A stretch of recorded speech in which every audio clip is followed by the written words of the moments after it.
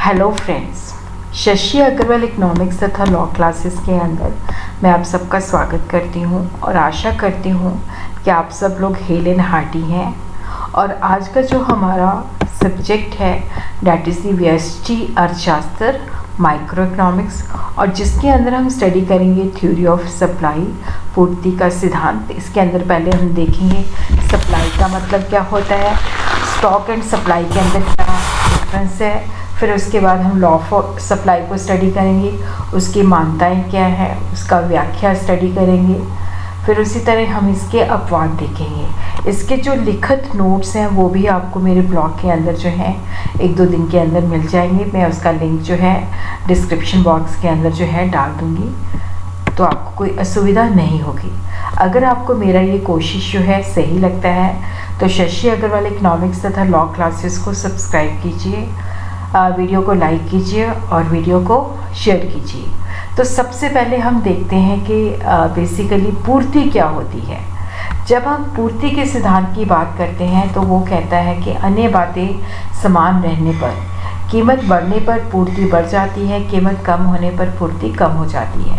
तो पूर्ति का यहाँ पे मतलब क्या है?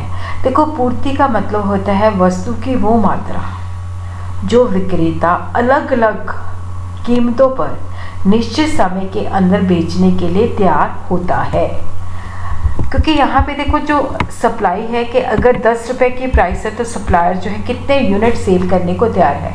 यहाँ पे जो लॉ ऑफ सप्लाई हमने स्टडी करना है वो सप्लायर की नज़रों से स्टडी करना है कि जो विक्रेता है अलग अलग कीमतों के ऊपर कितने यूनिट्स बेचने के लिए तैयार होता है। जब भी हम सप्लाई की बात करते हैं, थॉमस ने इसको डिफाइन किया है, वस्तुओं की पूर्ति वो मात्रा है जो बाज़ार में एक निश्चित समय पर अलग अलग कीमतों पर बेचने के लिए प्रस्तुत की जाती है। देखो यहाँ पे जो सप्लायर है, सप्लायर जो होता है कब बाज़ार के अंदर जो है ज़्यादा माल लेके आता है कि ये कीमत है तो उस पर वो कितना माल बेचने को तैयार है, ये कीमत है तो कितना माल उस पर बेचने को तैयार है। जब भी हम सप्लाई की बात करते हैं तो ये कीमत के साथ और एक निश्चित समय के साथ रिलेट होती है। Supply of good is the quantity offer for sale in A given market at a given time at various prices. कि अगर 10 रुपये यूनिट है तो उस पर वो कितनी मात्रा बेचने को तैयार है, अगर 20 है तो उस पर वो कितनी मात्रा बेचने को तैयार है। जब भी हम सप्लाई की बात करते हैं तो हमेशा टाइम और प्राइस के साथ ये संबंधित होती है। अब हम देखते हैं कि what is the difference between the stock and supply. पूर्ति तथा स्टॉक के अंदर अंतर क्या है? जब हम आम जीवन के अंदर देखो स्टॉक और सप्लाई के अंदर कोई डिफरेंस नहीं मानते, बट अर्थशास्त्र के अंदर जो है इन शब्दों का जो है अलग अलग मीनिंग होता है, इसका अलग अलग जो है अर्थ होता है।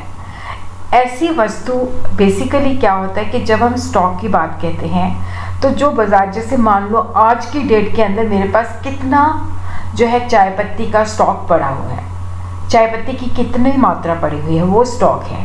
और पूर्ति का मतलब होता है कि उस स्टॉक में से अगर ये प्राइस है तो उसमें मैं कितनी मात्रा जो है बेचने को तैयार होता हूँ, तो उसको हम सप्लाई कह देते हैं। इसको हम एक एग्जांपल से अंडरस्टैंड करते हैं।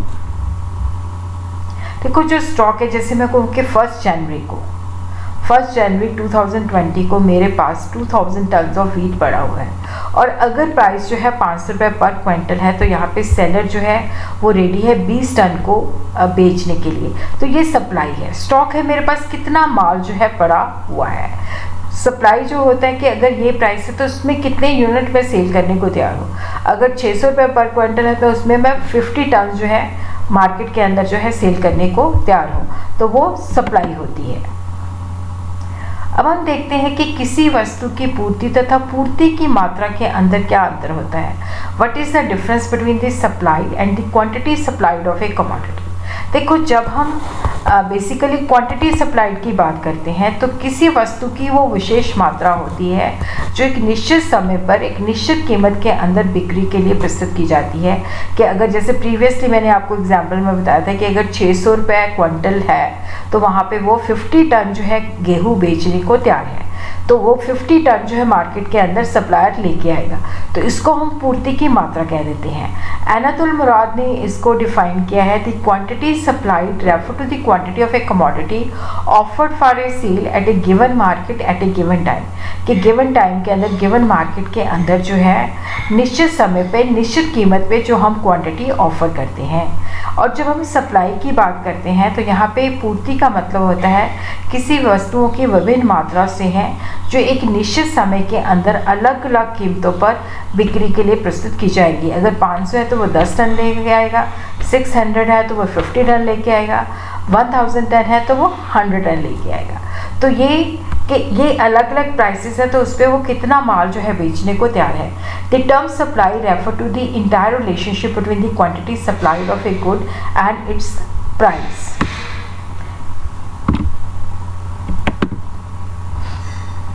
Individual supply and market supply.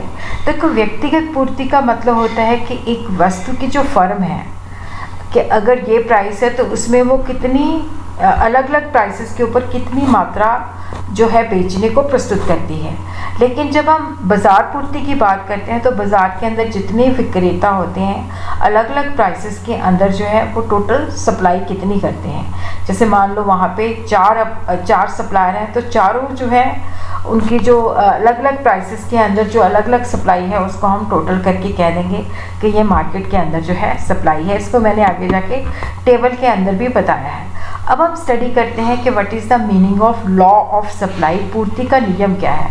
पूर्ति का नियम हमें कहता है कि अन्य बातें समान रहने पर किसी वस्तु की कीमत तथा पूर्ति के अंदर जो संबंध होता है वो सीधा होता है, प्रत्यक्ष होता है, पॉजिटिव होता है। इसका मतलब होता है कि किसी वस्तु की कीमत जब बढ़ जाती है तो उसकी पूर्ति बढ़ जाती है, जब किसी वस्तु की कीमत कम हो जाती है तो उसकी पूर्ति कम हो जाती है। देखो, यहाँ पे हम ये जो नियम स्टडी कर रहे हैं सप्लायर के व्यू पॉइंट से। बाज़ार में हम बेचने कब जाएंगे? जब हम ज़्यादा कीमत मिलेगी, ज़्यादा कीमत पे जो सप्लायर है वो ज़्यादा माल बेचने को तैयार होता है। तो अन्य बातें जो है समान रहें, तो वो मैं आपको आगे चल के बताऊंगी कि कौन सी अन्य बातें जो हैं वो समान रहनी चाहिए, उनके अंदर कोई तब्दीली नहीं आनी चाहिए। तो यहाँ पे जो लॉ ऑफ सप्लाई है ये हमें बताता है कि अगर अन्य बातें समान रहती हैं, उनके अंदर कोई परिवर्तन नहीं आता, तो वस्तु की कीमत बढ़ने पर पूर्ति बढ़ जाती है और वस्तु की कीमत कम होने पर पूर्ति भी कम हो जाती है।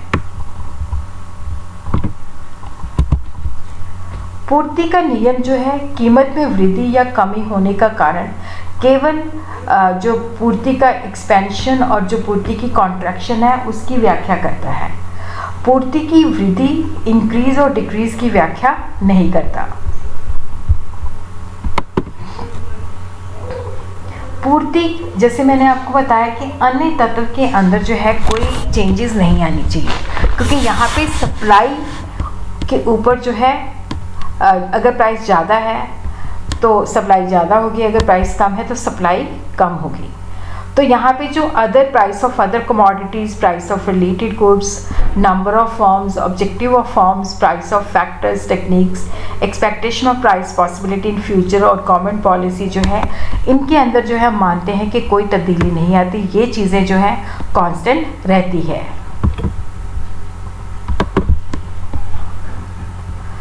जो लॉ ऑफ सप्लाई है वो इन अजम्पशन के ऊपर बेस्ड है कि जो उत्पादक के जो फैक्टर्स होते हैं उनकी जो पूर्ति तथा बेसिकली जो है कोई परिवर्तन नहीं होता, दूसरी वस्तुओं के अंदर भी कोई परिवर्तन नहीं होता और भविष्य के अंदर जो है वस्तु की कीमत के अंदर भी परिवर्तन होने की संभावना नहीं होती, उत्पादन की तकनीक के अंदर भी कोई परिवर्तन नहीं होता, फर्म के जो उद्देश्य हैं उसके अंदर भी परिवर्तन नहीं होता। तो लॉ ऑफ सप्लाई को हम इस तरह से एक्सप्लेन कर सकते हैं कि अगर अन्य बातें समान रहती हैं तो अगर प्राइस बढ़ जाती है तो सप्लाई भी यहाँ पे हम देख रहे हैं बढ़ जाती है। तो यहाँ पे क्वांटिटी लेते हैं और यहाँ पे प्राइस लेते हैं। तो यहाँ पे हम देखते हैं कि अगर 1 है तो उसमें सप्लाई ये है, अगर प्राइस 2 है तो उस पर सप्लाई ये है, अगर प्राइस 3 है तो ये है सप्लाई। तो इस तरह से जो हमारा सप्लाई कर्व है वो नीचे से ऊपर जाता है। और जिसकी स्लोप जो होती है पॉजिटिव है, जो बताता है अन्य बातें समान रहने पर कीमत और पूर्ति के बीच में जो संबंध होता है वो धनात्मक होता है, पॉजिटिव होता है, सीधा होता है, प्रत्यक्ष होता है। अब हम स्टडी करेंगे individual supply and market supply. व्यक्तिगत पूर्ति का मतलब होता है कि एक फर्म के द्वारा जो है अलग अलग कीमतों के अंदर जो है वो कितनी माल जो है सप्लाई करता है। बाज़ार में दी गई पूर्ति का मतलब होता है कि सभी फर्मों के द्वारा दी गई पूर्ति जो उस वस्तु का उत्पादन या बिक्री करती है कि अलग अलग कीमतों के अंदर पूरे बाज़ार के अंदर कितनी सप्लाई होती है। तो सबसे पहले हम स्टडी करते हैं इंडिविजुअल जो सप्लाई शेड्यूल है या तालिका है। तालिका जो होती है जो हमें टेबल के अंदर इंफॉर्मेशन बताती है कि किसी वस्तु के अलग अलग संभव कीमतों के ऊपर जो है कि इतना माल जो है बाज़ार के अंदर जो है बेचने के लिए प्रस्तुत किया जाएगा। ये दो प्रकार की होती है, एक व्यक्तिगत पूर्ति अनुसूची होती है, एक बाजार पूर्ति अनुसूची होती है। देखो जो व्यक्तिगत पूर्ति अनुसूची है उसके अंदर एक ही फर्म जो है अलग अलग प्राइसेस के अंदर जो है वो कितना माल सप्लाई करती है। देखो यहाँ पे हम देखते हैं कि जैसे प्राइस ₹5 है तो यहाँ पे बेसिकली जो है 0 माल है। फिर उसके बाद क्या है कि प्राइस जो है 10 है तो यहाँ पे क्वांटिटी जो है 10 हो गया तो 10।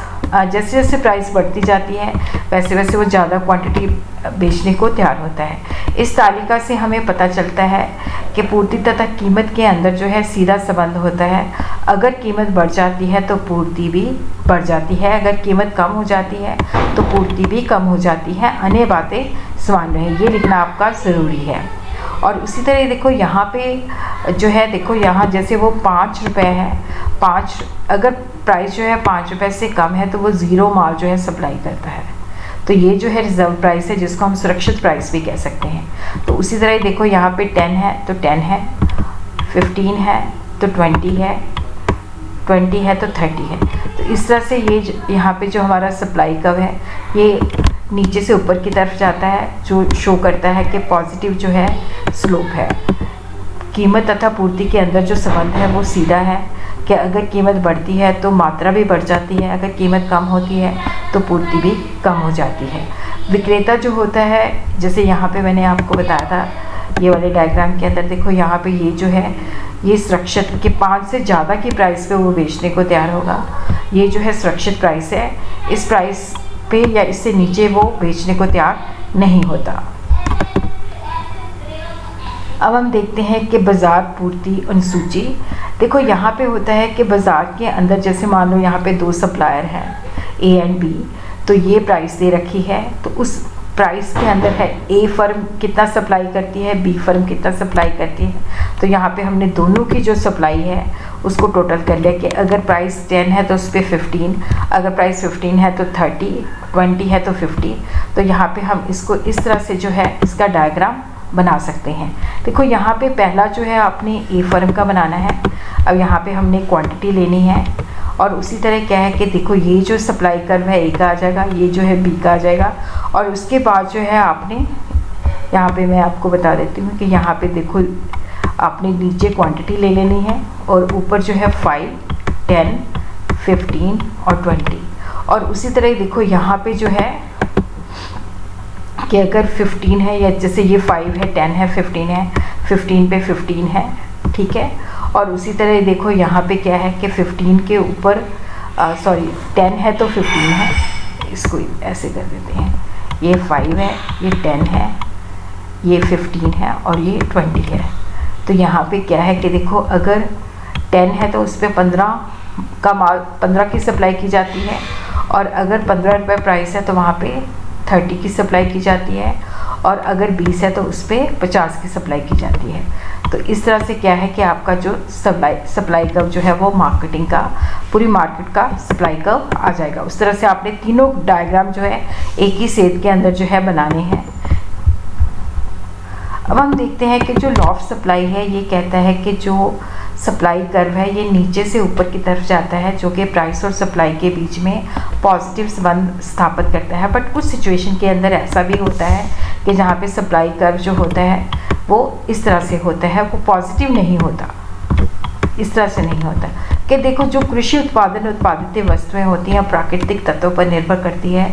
कई बार कीमतें बढ़ जाती हैं बट जैसे मतलब जैसे कोई बरसात ज़्यादा हो जाती है तो फसल ख़राब हो जाती है, तो ज़्यादा कीमत पे भी वो ज़्यादा चीज़ें सप्लाई नहीं कम कर पाता। कुछ ऐसी चीज़ें होती हैं, सामाजिक प्रतिष्ठा की वस्तुएं होती हैं कि उनकी बेसिकली क्या होता है कि अधिक कीमत मिलने पर भी उनकी जो मात्रा होती है वो सीमित होती है। कई बार देखो हम बाज़ार में जाते हैं तो वहाँ पे देखो कह रहा होता है कि 5 रुपए में 10 केले ले जाओ, या क्योंकि जो नाशवान वस्तुएं होती हैं, क्योंकि अगले दिन अगर वो रखेगा तो ख़राब हो जाएगी, तो वो कम कीमत के ऊपर भी ज़्यादा मात्रा बेचने को तैयार होता है। तो अब हम देखते हैं कि व्हाट आर द डिटर्मिनेंट्स, वो कौन से फैक्टर्स हैं, वो कौन से कारक हैं जो पूर्ति को इफ़ेक्ट करते हैं। एक तो देखो जो सप्लाई है उसको प्राइस जो है इफ़ेक्ट करती है।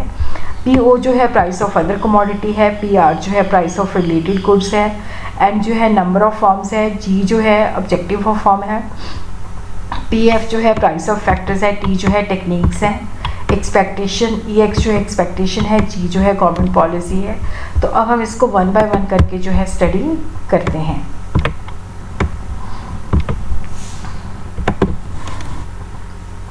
प्राइस ऑफ द कमोडिटी, देखो किसी भी वस्तु की पूर्ति तथा कीमत में संबंध सीधा होता है, प्रत्यक्ष होता है। अगर अन्य बातें समान रहती हैं तो कीमत बढ़ने पे पूर्ति बढ़ जाती है, कीमत कम होने पे पूर्ति कम हो जाती है। Price of all other goods, देखो यहाँ पे जो किसी वस्तु की कीमत होती है वो अन्य वस्तुओं की कीमत के ऊपर भी निर्भर करती है। अगर अन्य वस्तुओं की कीमत में वृद्धि होती है तो जो सप्लायर होता है उसको वो दूसरी वस्तुएं जो ज़्यादा प्रॉफिट देगी तो वो उनको ज़्यादा मैन्युफैक्चर करेगा। और उसी तरह प्राइस ऑफ रिलेटेड गुड, जैसे स्थानापन्न होते हैं कॉफ़ी या टी जो है, या इकट्ठे जैसे कपास और बिनौला जो है इकट्ठे होते हैं, या कार और पेट्रोल। तो यहाँ पे क्या होता है कि जब संबंधित वस्तुओं की कीमत बढ़ती है तो उनकी पूर्ति भी जो है बढ़ जाती है। तो नंबर ऑफ फर्म जो है, फर्म की संख्या ज़्यादा होने पर पूर्ति ज़्यादा होती है, फर्म की संख्या कम होने पर उनकी पूर्ति कम होती है। फर्म का उद्देश्य, यदि फर्म का उद्देश्य ज़्यादा लाभ को प्राप्त करना है तो वो ज़्यादा कीमत पर ज़्यादा पूर्ति करेगी। बट अगर उत्पादन, बिक्री या एम्प्लॉयमेंट है तो वो वर्तमान कीमत के अंदर जो है उसकी अधिक पूर्ति प्रोवाइड करेगी। और उसी तरह अगर उत्पादन के जो कारक होते हैं वो सस्ते मिल जाते हैं तो उत्पादन की लागत कम होती है तो ज़्यादा पूर्ति होती है। बट अगर कीमत ज़्यादा होती है तो उत्पादन लागत बढ़ जाती है तो पूर्ति भी कम हो जाती है। अगर उत्पादन की तकनीक के अंदर सुधार आता है, लागत कम होती है तो ज़्यादा सप्लाई होती है। बट अगर उत्पादन की तकनीक आउटडेटेड है तो वहाँ पे जो है पूर्ति है वो कम हो जाती है। और उसी तरह अगर लगता है कि भविष्य के अंदर और कीमत बढ़ेगी तो उसका भी जो होता है पूर्ति के ऊपर परिवर्तन होता है। तो यहाँ पे क्या होता है कि वो कम माल जो है बेचने को तैयार होता है, उनको लगता है कि भविष्य के अंदर और प्राइस बढ़ जाने की पॉसिबिलिटी है। और उसी तरह इनडायरेक्ट टैक्सेस जो हैं, अगर इनडायरेक्ट टैक्स लगाए जाते हैं तो उससे भी उत्पादन जो है उसकी जो है लागत बढ़ जाती है और जिसकी वजह से वो कम सप्लाई करते हैं।